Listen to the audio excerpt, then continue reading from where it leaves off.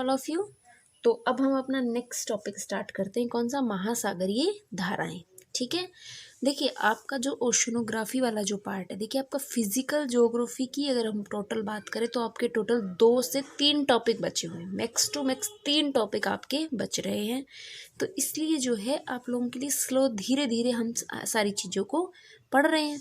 ठीक है, बीच में आपको गैप इसलिए मिलता है, मैं क्लासेस रिपीट इसलिए करती हूँ ताकि आप लोग पीछे वाला सारा कवर कर लें, क्योंकि उसके बाद प्रैक्टिकल स्टार्ट हो जाएगा और फिर आपको ये सब चीज़ें वापस पढ़ने का टाइम नहीं मिलेगा। देखिए फिजिकल ज्योग्राफी में हमने जियोमॉर्फोलॉजी पढ़ा, क्लाइमेटोलॉजी पढ़ा। ठीक है, उसके बाद में अब हम किसकी बात कर रहे हैं, अपने जो हमारा ओशनोग्राफी है उसकी बारे में बात कर रहे हैं। और ओशनोग्राफी की अगर देखें तो ओशनोग्राफी का भी लास्ट हम 2-3 टॉपिक छोड़कर सारे टॉपिक हमने अच्छे से पढ़ लिए हैं।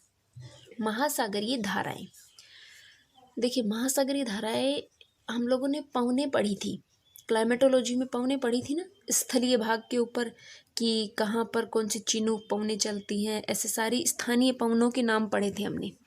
उसी प्रकार से अब वो तो थी स्थल भाग की, जो आपका महाद्वीप होता है, जो स्थल भाग होता है उसकी। ठीक है, स्थल भाग की। अब हम पढ़ रहे हैं आपका जो समुद्रीय भाग है, समुद्री भाग, उसमें भी तो लहरें चलती हैं, उसमें भी तो धाराएं चलती हैं। देखिए आप लोगों ने देखा होगा कि ये नाव जो होती है वो उसी दिशा में जाती है जिधर से हवा, जिस तरफ उसको हवा ले जाती है। ठीक है, जो पहले की जो नाव होती थी, वही उस टाइम तो ये तो था नहीं कि इलेक्ट्रिक जो आपकी शिप्स आ गई थी, और उस टाइप से तो लोग कैसे जाते थे एक स्थान से दूसरे स्थान पर समुद्र पार करके, हवा के द्वारा। जो ये धाराएं चलती थी, इन धाराओं के सहारे सहारे वो जाते थे। जैसे मान लीजिए हवाएं जो है पूर्व से पश्चिम चल रही है, तो जो जहाज है वो उसी दिशा में ले जाया जाता था। इस आधार पर जो क्या होता था, हमारे यहाँ पर इसका अध्ययन स्टार्ट हुआ, महासागरीय धाराओं का। अब देखिए पृथ्वी पर अगर बात करें तो महासागरीय जल का स्थानांतरण अगर देखें तो कई रूपों में होता है। महासागरीय जो, ये मान लीजिए आपका एक समुद्र है, इसमें ये पूरा जल भरा हुआ है, और ये जल जो है इधर उधर जाता रहता है, स्थानांतरण होता रहता है ना इसका। लेकिन इसमें जो बहुत सारे फैक्टर्स काम करते हैं, एक तो हमने ज्वार भाटा पढ़ा, उससे भी तो लहरें उठती हैं और नीचे गिरती हैं। महासागरीय धाराएं जो होती है वो सबसे इम्पॉर्टेंट होती है इसके अंदर। ये धाराएं जो है नवीनतम महासागरीय विज्ञान के अध्ययन के आधार पर हम अध्ययन इसको करते हैं। देखिए महासागर के जल में, ये जो महासागर है इसके अंदर बहुत सारे पादप, पेड़ पौधे, छोटे छोटे पादप, जीव जंतु, ये भी तो होते हैं ना अंदर समुद्र के अंदर। पादपों के जो ये पादप होते हैं, जो ये पेड़ होते हैं छोटे छोटे से, मान लीजिए इनके द्वारा क्या उत्पन्न की जाती है, ऑक्सीजन। जो ये पादप होते हैं इनके द्वारा जो निर्मित की जाती है ऑक्सीजन, उसकी मात्रा संपूर्ण पृथ्वी पर वितरित करती हैं कौन, ये महासागरीय धाराएं। जो समुद्र के अंदर ये पादप होते हैं, आप जानते हैं कि ये फोटोसिंथेसिस की क्रिया करती है और ऑक्सीजन का निर्माण करती है। ठीक है, तो ऑक्सीजन की जो ऑक्सीजन गैस होती है, इसका जो वितरण होता है वो महासागरीय धाराओं के द्वारा ही किया जाता है। संपूर्ण पृथ्वी में अगर बात करें तो विश्व में लगभग समान प्राणवायु का अनुपात समान ये रखती है।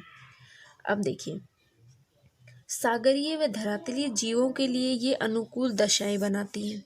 पॉइंट्स लिखते चलना इसके साथ साथ कि सागरीय जो जीव होते हैं वह, और जो हमारे धरातलीय जीव होते हैं उनके लिए अनुकूल दशा कौन बनाती है, महासागरीय धाराएं अनुकूल दशा का निर्माण करती हैं। देखिए दूसरा पॉइंट, मान लीजिए कि ये आपका समुद्र है, इस स्थान पर ही सिर्फ पोषक तत्व मिल रहे हैं जो मछली के उत्पादन के लिए आवश्यक होते हैं, तो महासागरीय धाराओं के द्वारा ही इनको स्थानांतरित करके यहाँ तक पहुँचाया जाता है इस पूरे क्षेत्र के अंदर। ठीक है, क्लियर हुई ये बात कि मान लीजिए एक पोषक तत्व को सुदूरवर्ती क्षेत्रों में पहुंचाकर मत्स्य अनुकूलन की दशा को ये उत्पन्न करती है कौन, महासागरीय धाराएं। और महासागर के जल का जो तापमान होता है उसको भी संतुलित करने का काम ये करती है। ठीक है, इतनी चीज क्लियर हुई। दूसरी चीज, कि ये क्या करती है कि उच्च अक्षांशों के तटीय बंदरगाहों को वर्ष पर्यंत खुला रखती। ठीक है, उच्च अक्षांशों के तटीय बंदरगाहों को वर्ष पर्यंत ये खुला रखती हैं।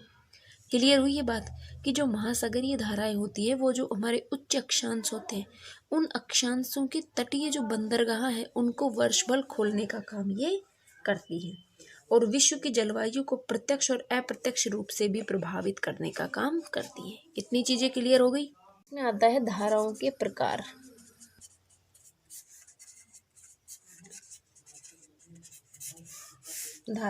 महासागरीय धाराओं के प्रकार। अब जो धाराओं के जो प्रकार है उसका निर्धारण भी किस आधार पर, दो आधारों पर किया गया है। दो आधारों पर निर्धारण किया गया है। सबसे पहला एक तो है गति के आधार पर,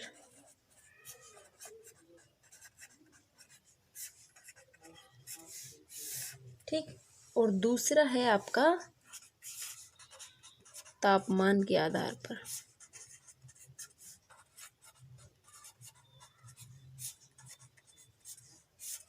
ठीक, जो महासागरीय धाराएं होती हैं उनको दो प्रकार से बांटा गया है, दो आधारों पर उनका निर्धारण किया गया है। एक पहला है गति के आधार पर और दूसरा है तापमान के आधार पर। ठीक है, अब गति के आधार पर अगर हम बात करें तो गति के आधार पर ये तीन प्रकार की होती है। पहली हम कहते हैं उसको करंट, दूसरी को कहते हैं ड्रिफ्ट, तीसरी को हम कहते हैं स्ट्रीम। ठीक, अब देखिए इसको, करंट, इनकी ना गति के आधार पर इनको डिस्ट्रीब्यूशन किया गया इनका, तो समझना है करंट जो होती है उसकी न्यूनतम गति होती है। न्यूनतम गति मतलब ये 2.5 किलोमीटर जाती है, कितना, प्रति घंटे की स्पीड से जो चलती है उनको हम करंट कहते हैं। ठीक, ड्रिफ्ट कौन सी धाराएं होंगी, ये हमारी मध्यम गति वाली, जो 5 से 7 किलोमीटर तक जा सकती हैं पर आवर की स्पीड से। एक घंटे में ये 5 से 7 किलोमीटर जा सकती हैं। करंट की जो गति होती है वो कम होती है कि वो एक घंटे में सिर्फ 2.5 किलोमीटर तक ही जा सकती है। और स्ट्रीम होती है जिसको हम विशाल धारा भी कहते हैं, ये सर्वाधिक गति वाली होती है। ठीक, और इसका जो होता है वो 8 से 13 किलोमीटर तक ये पर आवर की स्पीड से चलती है। क्लियर हुई ये बात। गति के आधार पर गति नाम से समझना, गति मतलब उसकी स्पीड से अंदाजा लगा सकते हैं कि स्पीड के आधार पर जो डिस्ट्रीब्यूशन किया गया है वो तीन प्रकार का है, करंट, ड्रिफ्ट और स्ट्रीम।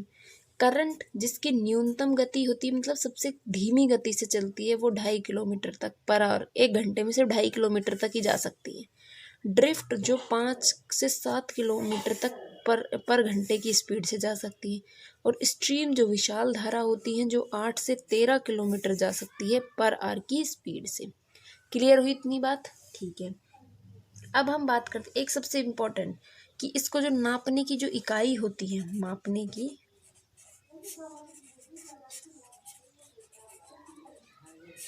मापने की जो इकाई होती है वो नॉट होती है।